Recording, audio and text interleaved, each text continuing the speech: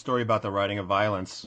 When it gets to the end of the choruses, it goes into like a 4 count of white noise.